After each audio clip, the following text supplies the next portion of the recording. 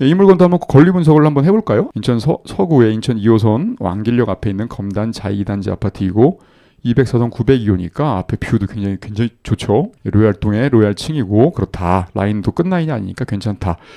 이런 느낌인 부분들인 건데 감정가 3억 8,200인데 지금 시세는 3억 8천에서 4억 정도 호가하고 있다. 이렇게 보시면 되겠습니다. 이 로얄동 로얄층인 경우에는 누군가가 낙찰을 받았다가 불허가를 받고 이랬다가 이제 최종적으로 2억 7,400만 원에 저희가 낙찰을 받았는데 그러면 물건의 가치는 괜찮고 지금 이렇게 조용한 때가 문제가 아니라 이제 이게 법적인 문제가 있어가지고 이렇다고 한다 그러면 법적인 문제를 해결하고 하는 동안에 이게 꽤 올라준다면 나름대로는 이제 지금이 최악이니까 그렇죠. 서울권 경기도 이제 올라줄 때 인천도 갭 메우기를 하고 그런 식이라고 한다 그러면 2억 7천 정도에 받았다 하더라도 꽤 큰 차익이 날 수 있겠구나. 뭐 과거에 이제 전고점일 때에 그런 시세들을 한번 검토를 한번 해보면 되겠죠. 그래서 뭐 4억 8천 5억까지 호가가 올라갔던 물건들인 거니까 뭐 그 즈음까지만 간다고 주게 되면은 괜찮겠다 싶은 건데 문제가 대체 뭘까? 그래서 이제 권리 분석을 또 한번 해봐야겠죠. 가치 판단을 일단 했으니까 권리 분석을 이렇게 해보시면 등기된 부동산에 관한 권리 중 효력이 소멸되지 아니하는 것 공란으로 돼 있으니까 지저분한 등기상의 권리들은 다 말소가 된다. 이런 건데 임차인 보니까 이제 되게 지저분합니다. 그죠? 그래서 임차인 권리 분석을 할 때에도 딱 달랑 한 줄만 보면 된다 그랬죠. 전입신고 일자하고 최선순위 설정 일자 요거를 비교를 해봤을 때 전입신고 일자가 최선순위 설정 일자보다 느리죠. 그러니까 이게 무슨 얘기냐면 전입신고를 하고 이 집에 들어올 때는 요 저당권이 있었다는 얘기인가요? 없었다는 얘기인가요? 있었다는 얘기겠죠. 전입신고할 때 2018년이고 최선순위 설정 일자는 2016년 6월 29일 날 저당권이 지금 얘가 들어갈 때는 있었던 거죠. 큰 금액의 저당권이 있는데 들어간 임차인을 보호할 필요가 없겠죠. 이럴 때는 이제 대항력이 없다. 그래서 보증금 인수하지 않으니까 신경 쓸 게 없다. 그래서 뭐 주택도시보증공사 뭐 얘기 나오고 뭐 이렇게 복잡하지만 주택도시보증공사가 요 임차인의 요 권리들을 그대로 승계해가지고 주장한다. 이런 내용들이 이제 여기 써 있지 않습니까? 그런데 승계를 했는데 임차인은 대항력이 없으니까 굳이 뭐 신경 쓸 거는 없겠다. 이런 식으로 보시면 되겠죠. 그죠? 권리 분석은 뭐 이렇게 간단하게 다 끝났죠. 그런데 문제는 뭐냐면 대지권 미등기나 적정 대지권은 포함해서 감정평가를 했다. 이런 얘기가 많이 나오죠. 그죠? 네. 여기서 시공사인 이제 GS건설, 검단자이니까 뭐 GS건설이 시공했겠죠. 사실조회에 의하면 대지권 취득을 위해서는 분양대금 잔금 9,900만 원, 그다음에 연체이자 1억 5,200. 잔금은 9,900인데 이자가 더 큽니다. 굉장히 오랜 시간 전에 분양을 했는데 그때 이제 분양 잔금을 그 수분양자가 미납을 했고 그 오랜 시간 동안 그 분양 잔금 원금에 대한 이자를 연체를 해가지고 지금 뭐 배보다 배꼽이 더 큰 상황이 됐죠. 이거를 이제 계산을 해보니까 합계가 2억 5천만 원인데 한국토지신탁에 이걸 지급을 해야만 대지권을 취득할 수 있다. 이렇게 돼 있단 말입니다. 그러니까 이게 되게 복잡하구나. 2억 5,200을 떠나야 되는 거구나. 라고들 여러분들은 이제 생각을 하셔야겠죠, 당연히. 그죠? 그러니까 이런 것은 들어가지 말아야겠다. 초보 수준에서는 그게 정상인 겁니다. 여러분들 뭐 이거 함부로 이렇게 막 들어가시면 안 돼요. 특수물건 같은 거 이거 뭐 해결할 수 있다. 뭐 변호사님이 되게 쉽다고 했으니까 그런 말씀을 드리는 게 아닙니다. 이렇게 돼 있으니까 이제 안 들어가게 되면 이제 당연히 이제 경쟁률은 덜하게 되고 그렇겠죠. 그런데 문제는 밑에 있지 않습니까? 인천시 검단 출장소로부터 토지 건물에 대한 취득세가 납부되었다는 사실조회 회신이 있음. 이게 무슨 얘기냐면 토지와 건물에 대한 취득세를 냈다는 거는 토지도 취득을 했다는 얘기네. 그러면 위에 거랑 뭐 배치가 되는 거니까 뭐를 믿어야 될까? 이런 생각이 좀 있으시죠? 그렇죠? 그런데 중요한 부분들은 이 불허가 받은 이유가 뭐냐면 이게 불허가 받은 건 다행이라고 생각을 합니다. 처음만 불허가를 받고 두 번째는 불허가가 안 나줬을 텐데 똑같은 이유였다면 그죠? 근데 두 번째도 다행히 불허가를 내줬어요. 제가 이거에 대한 방송을 한번 우리 유튜브에서 한번 찍은 적이 있는데 이거 되게 조심해야 될 물건이다라고. 왜 조심을 했었어야 되냐면 당시에 이제 이 사람들이 낙찰을 받을 때에는 요 내용이 없었습니다. 요 앞에 줄이 없고 요거만 있었어요. 인천시 검단 출장소로부터 토지 건물에 대한 취득세가 납부돼서 사실조회 회신 있음.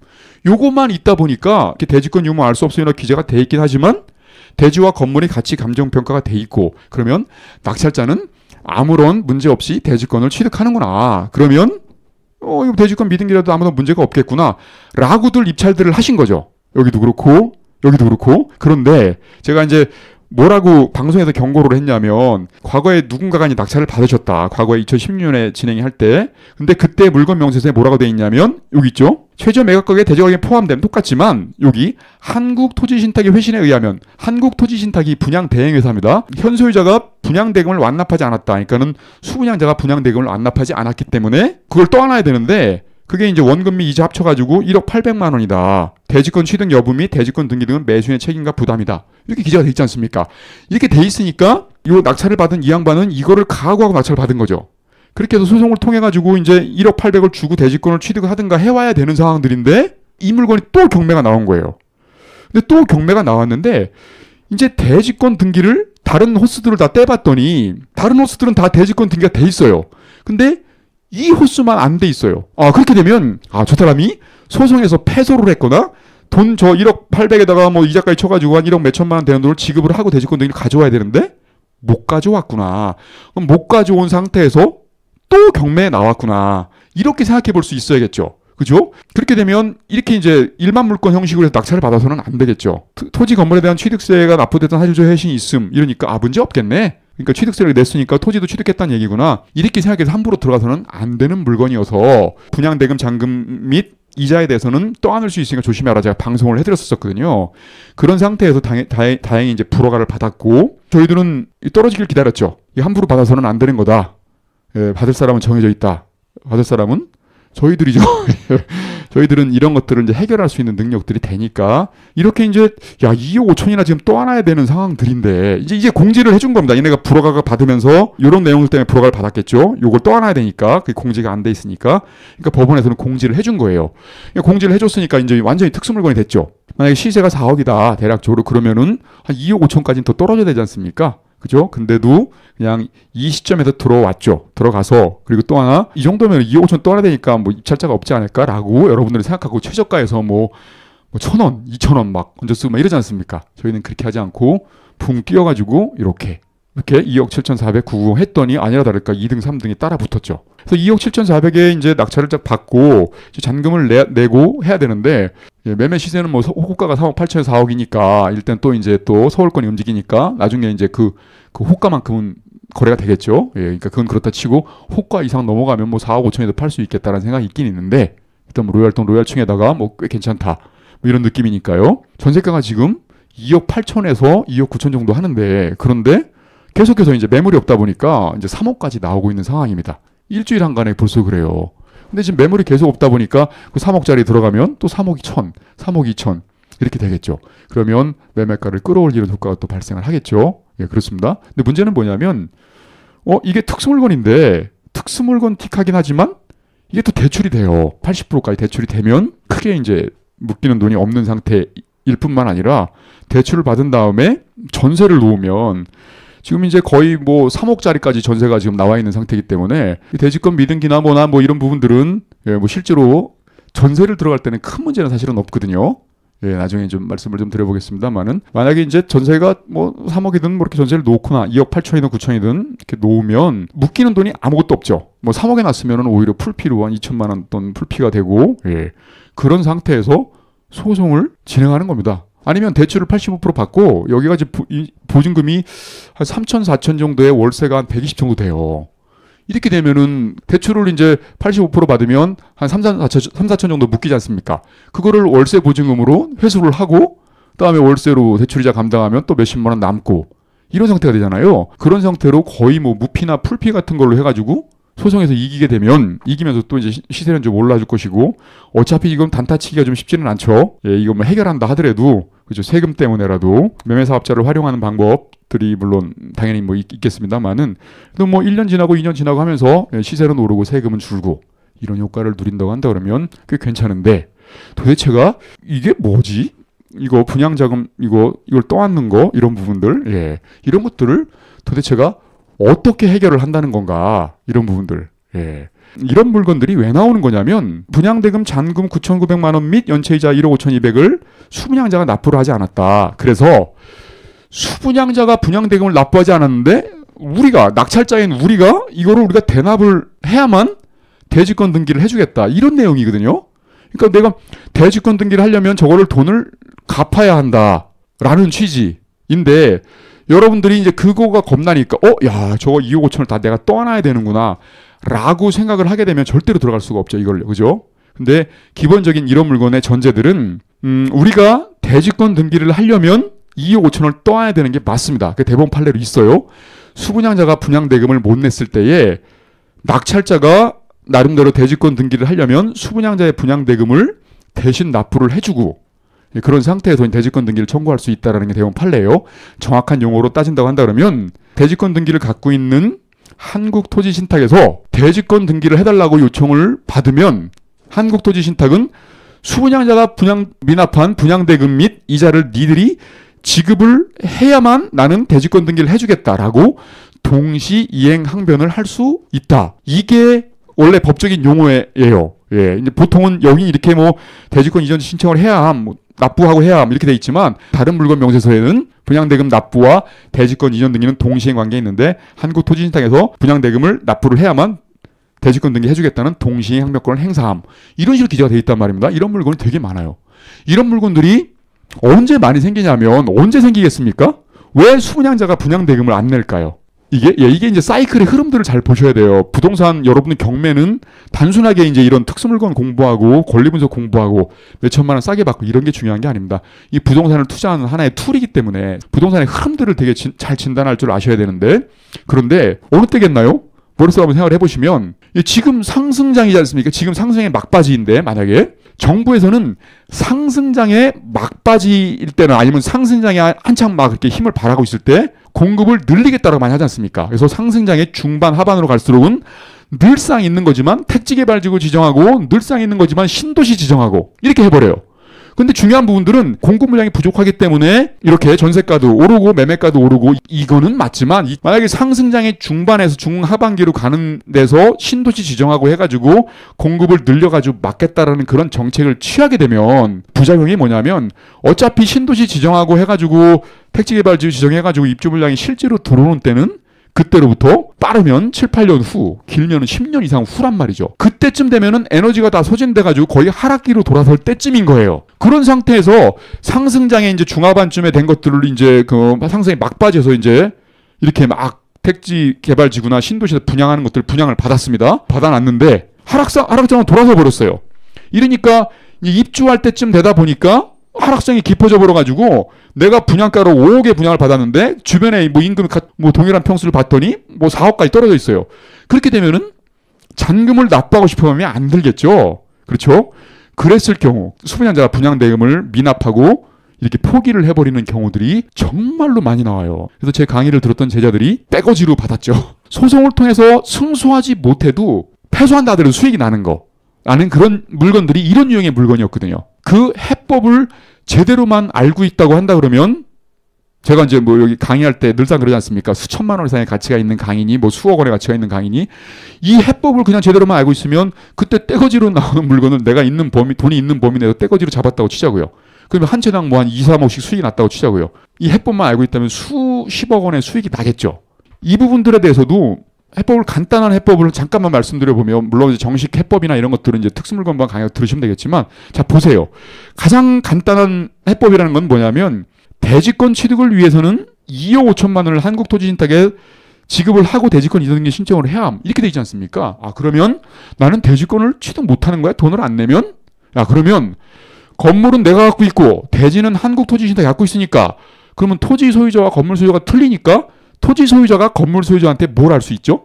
예, 뭐 지료도 땅값, 지료도 청구할 수 있고 여차하면 뭐 건물을 철거해라. 뭐 이렇게 철거할 수도 있겠죠? 그리고 집합 건물의 대지를 갖고 있는 사람이 집합 건물의 전유 부분만 갖고 있는 사람한테 행사할 수 있는 진짜 유력한 권리가 하나 있거든요.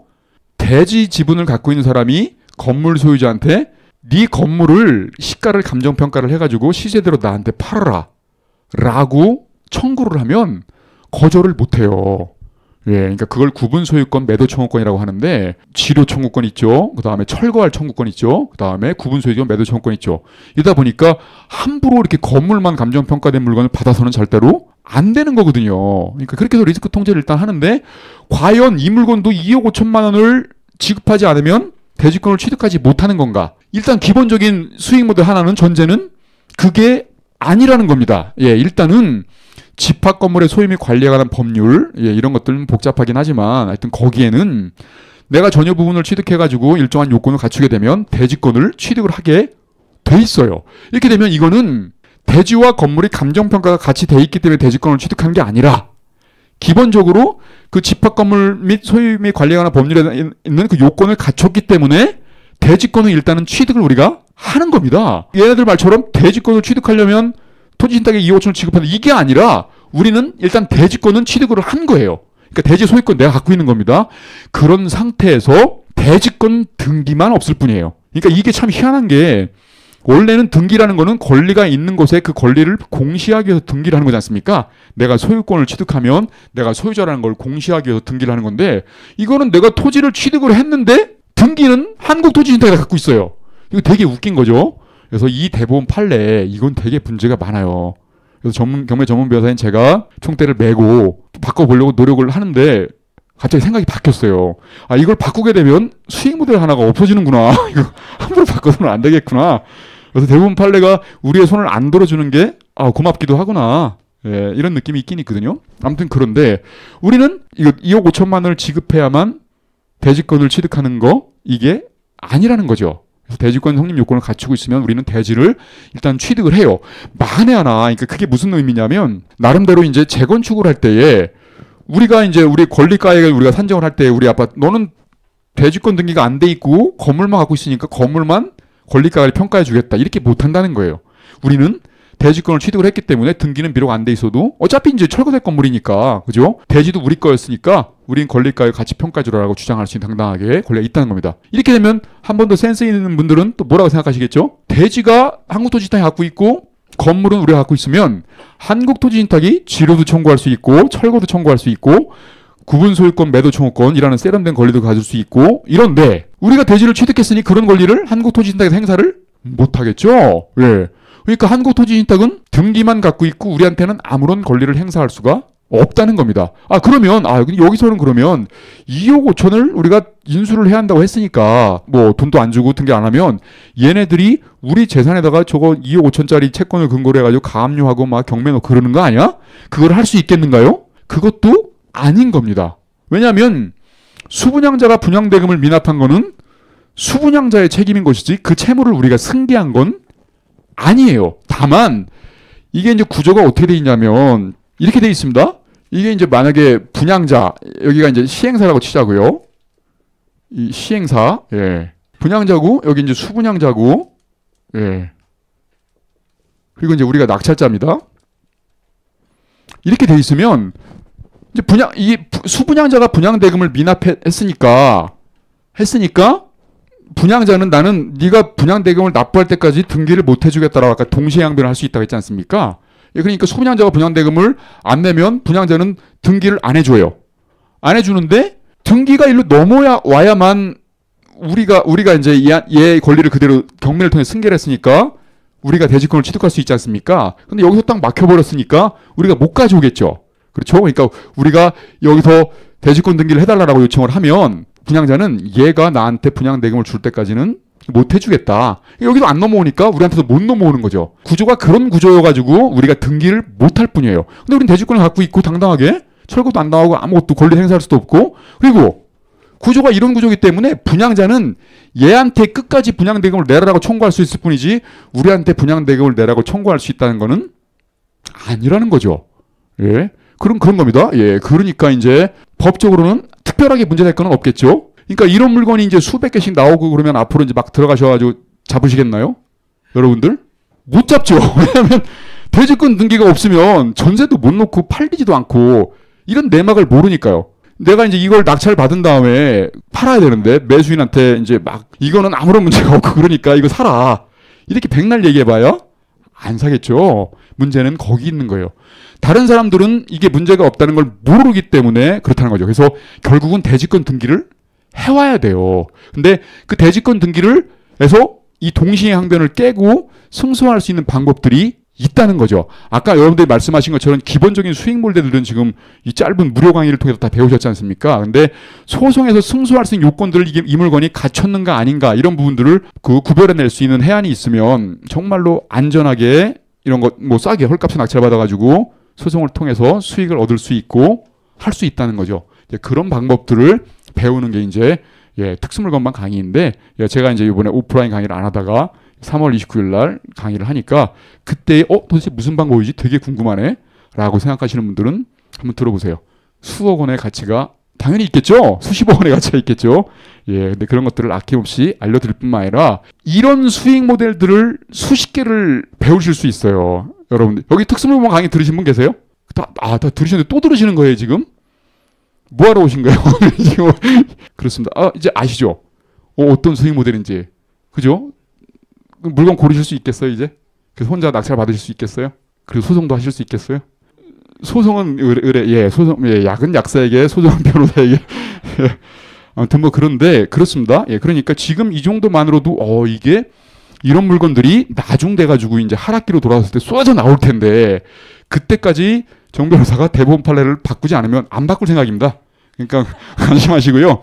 바꾸지만 않으면 쏟아져 나올 텐데 큰 걱정 없이 한번 진행을 해보면 되겠구나. 그리고 대지권 미등기라고 한다 그러면 그 대지권 등기를 해올 수 있는 방법도 있다고 하는데 그런 것들 배워두면은 괜찮겠구나 라고들 한 번쯤은 생각해 보실 수 있어야겠죠. 이거는 당연히 저희가 이제 그런 소송에 이길 수 있겠구나라는 전제 하에서 낙찰을 받았고 그런 상태에서 이제 2억 8천 좀 조만간에 잔금을 납부할 텐데 2억 8천에 2억 9천에 있는 전세를 놓으면 풀피가 되죠. 돈을 일단 받고 받은 상태에서 서울권 시장의 이제 흐름들 지켜보면서 경기도 인천권 번지는 걸 기다리면서 그다음에 소송에서 간단하게 이긴 다음에 이제 이렇게 해서 수익을 내면 풀피를 통해 가지고 한 2억 정도의 수익을 얻는다라고 한다 그러면 대단한 거죠. 그죠? 특수물건이라고 하면 뭐 돈도 크게 묶이고 뭐 어쩌고저쩌고 막 이렇게 될 것 같겠습니다만은 그럴 수도 있다는 거. 그래서 예전에 이런 유형의 물건들이 이제 꽤 이제 있었을 때가 2016년인가 17년인가 됐었을 겁니다 아마. 그때 이제 위시티 자기가 수백 개 쏟아져 나올 때 제가 이런 막 강의를 막 하니까 이제 특수물건만 강의해서 그때 이제 특수학교 교사였을 거예요. 되게 젊으신 분인데 그 닉네임도 지금 기억이 나는데 젊으신 분이 낙찰을 받으면 뭐 이렇게 막 어디 뭐 1%든 뭐 5%든 어디 기부도 하시고 되게 그 좋으신 그런 마인드를 갖고 계시더라고요. 근데 그분이 저 이제 강의가 딱 끝나고 나서 이제 저를 잡더니 변호사님 제가 지금 이제 특수학교 교사인데 지금 신용대출부터 해가지고 탈탈 터니까 7천만 원이 있다. 근데 그 7천만 원을 지금 가장 효율적으로 투자할 수 있는 방법이 뭘까요? 라고 물어보시는 거예요. 그래서 지금 그 일반 물건으로 투자하기도 좀 만만치 않고 그러니까 그러면 이거를 위시티 자이 물건을 하나 잡아보시는 건 어떻겠느냐 라고 해서 거기도 그때 똑같이 이렇게 기재가 돼 있었죠. 분양대금 미납 원금 뭐 2억에 이자까지 쳐가지고 뭐 3억을 인수해야 함 이렇게 돼 있으니까 한 최소한 2억 이상은 떨어질 거지 않습니까? 그래서 2억 이상 그 이하로 이제 떨어져 가지고 2억을 싸게 낙찰을 이제 받습니다. 이제 받은 다음에 그러면 이제 잔금도 내고 소송도 해야 되고 그러니까 그리고 뭐 신경도 많이 쓰고 막 그래야 되는 그런 상황들인데 당시에 이제 이 물건이 만약에 한 6억 5천 되는 것들을 4억 4천에 받았다고 치자고요. 그랬는데 당시에 이제 그때는 대출 규제가 좀 심하지 않을 때여가지고 90% 대출을 이제 받았습니다. 이거에. 그래서 4억 뭐 1,300인가 1,400인가 하여튼 그렇게 받았습니다. 그래서 그 실제로 들어가야 되는 돈이 3천만 원이 채 안 되는 상황이었었어요. 뭐 취득세 포함시키고 하면 대략적으로 3천만 원 정도가 이제 들어가는 상황이죠. 근데 내가 돈은 7천만 원 갖고 있으니까 4천만 원이 남지 않습니까? 그래서 이제 뭐 그거 가지고 또 뭐 할까 고민하는데 이게 위시티 자이는 원체 잘 졌다 보니까 이렇게 잔금을 납부를 하고 그런 다음에 곧바로 보증금 5천에 월 160만 원으로 월세를 놨어요. 이렇게 되니까 3천만 원이 묶일 줄 알았는데 보증금 5천이 들어가지 않습니까? 그러니까 돈이 오히려 남은 상태에서 그때 이자가 되게 낮았거든요. 2.7%인가 그랬으니까 이렇게 되니까 160만 원에서 이자하고 나니까 또 여기서 몇십만 원이 남는 거예요. 종잣돈이 늘어났죠. 늘어난 상태에서 또 뭘 투자를 할까는 이제 행복한 고민이 시작되는데 용기 있게 이 물건을 하나 똑같은 거를 또 받았습니다. 그래서 똑같은 조건으로 5천에 160으로 또 났어요. 이렇게 되다 보니까 종잣돈이 이제 꽤 불어왔죠. 그리고 이제 매달 요 월세에서 이자를 내고 남은 돈에서 합치니까 거의 한 150만 원 돈 정도가 되는 거예요. 급여가 그때 한 200 몇십만 원이었을 거예요. 그러면 급여의 상당 부분이 들어오고 종잣돈은 불어났고 그래서 상승장이다 보니까 그 종잣돈 불어난 거 가지고 일반 물건 그때 분당에 소형평수 아파트를 투자를 했을 겁니다. 아마. 이런 방식으로 해가지고 7천만 원 가지고 이런 식으로 진행을 했던 거죠. 그러니까 여러분들 보세요. 똑같은 수업을 들었거든요. 똑같이 이거 대지권 이거 이렇게 처리할 수 있다 이렇게 얘기를 들었는데 정작 입찰을 한 분은 그거 단독이었으면 단독.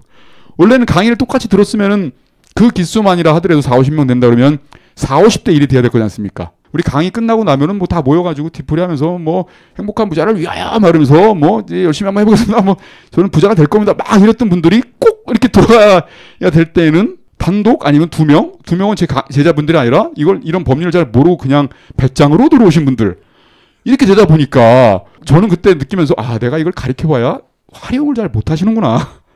아무리 좋은 수익 모델을 20, 30개를 알려줘도 아 그렇구나라는 그때 좀 느끼기도 했고 그런데 그렇습니다. 이모도 마찬가지죠. 지금까지 수백 명의 지금 제자들이 있을 텐데 그죠? 결국 3명 이렇게 들어오고 물론 저는 그렇거든요. 제대로 활용을 잘 못한다는 거죠. 그러니까 여러분들은 잘 배우시고 잘 활용하셔가지고 이런 식으로 지금 아까 뭐 일반 물건도 그렇습니다만은 뭐 새우 1000, 새우 2000 뭐 안전하게 하는 거 참 좋습니다. 좋은데 아까 잠깐 말씀드렸다시피 흐름에 따라서 지금 같은 예민한 시장에 또 갑작스럽게 뭐 탄핵 뭐 이런 것들 나오자마자 갑자기 막 거래 절벽되고 이렇게 되면 이제 순식간에 매매가 떨어져 버리고 이러다 보면 단타 쳤을 때 그 수익을 얻기가 정말 쉽지 않은 상황에서 그래서 저희들은 안전 마진을 꼬박꼬박 두고 들어가거든요.